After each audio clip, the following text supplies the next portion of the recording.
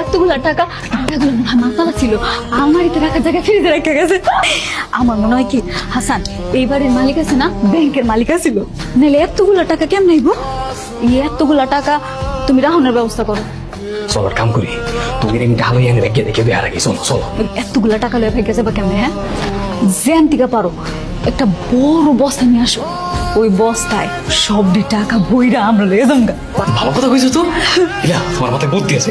দাঁড়াও লইতেছি, দাঁড়াও না। আম্মা, আমি আর হাসানে একটা বাড়ি ঢুকছি, বাড়ি ঢুকে দেখি মা টাকা আর টাকা, টাকা ফ্রিজের মধ্যে মেলা টাকা। মা আমি হাসানের পাঠাইছি, কইছি জানতে পারো একটা বড় বস্তা নিয়ে আইও, এই বস্তায় সব টাকা বইরা আমরা লয়ে আইতাছি। মা তোরা ছোট মানুষ, এত টাকা লই আইস না, আমি আইতাছি। ভাই বস্তা আছে, বস্তা কি রাখবেন আমার এখন? টাকা রাখুন, টাকা। পেলন এত বড় অবস্থা নাই, 100 টাকা দেন। মা গো মা,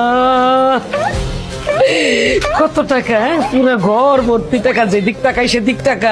শোন, আমরা দুজন ভাইকে যাই, হাসান আসলে তো টাকাটা 3 ভাগ করতে হইব। আমরা এক ভাইকে গেলে শুধু আমগো টাকা আমগো একজনে নিয়ে যাবো। চল। তুমি কথাটা কইলা কি? এই টাকার লগে তুমি আমার হাসানের লগে বিয়া দিতে চাও, আর আজকে কইতাছো যে টাকাটা দুজনে ভাগাভাগি করে ভাই গেছে, হাসানের ভাগ দিতে হবে না? মার মাইয়া মেয়েরা টাকা পয়সা ভাগাভাগি শুরু করে দিয়েছে অলরেডি। টাকা কেমনে ভাগাভাগি করা যায় সেই বুদ্ধি পরামর্শ করতেছি।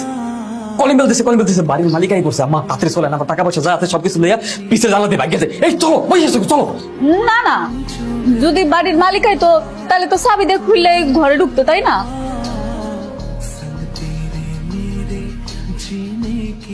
বাড়ির মালিক কে? বাড়ির মালিক আমার খালু। তার ডাকেন। সারা হেতু দেশে নাই, সৌদি থেকে গেছে। আচ্ছা, এই বাড়ি থেকে দোকানে বস্তা আনতে গিয়েছিল কে? স্যার আমি গেছিলাম স্যার। বস্তা কি রাখবে? বস্তার ভিতরে স্যার আমি বলতেছি, স্যার আমি গেছি খালু, একটু বিরাট বড় লোক।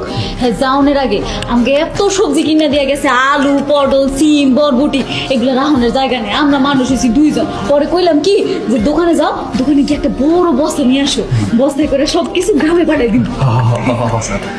কিন্তু আমি শুনলাম তুই নাকি দোকানদারে বলছস বস্তায় টাকা রাখবি। দোকানদারের লোক ফাইজলামি করছিল, একটু মশকারি করছিল। এই সব বিষয় নিয়ে ফাজলামি করবি না। ঢাকায় একটা ব্যাংকে টাকা দিয়েছে, টাকা পয়সার বিষয় নিয়ে আর জানি এরকম ফাজলামো না শুনে, ঠিক আছে? হ্যাঁ, আম্মা কই? আম্মা তো মনে হয় বাসায় নাই। আম্মাই বাসায় নেই মানে এখন হইবে নাকি? আমরা কল দিয়ে জিগাও কই আছে? আপনার ডায়াল নম্বরটি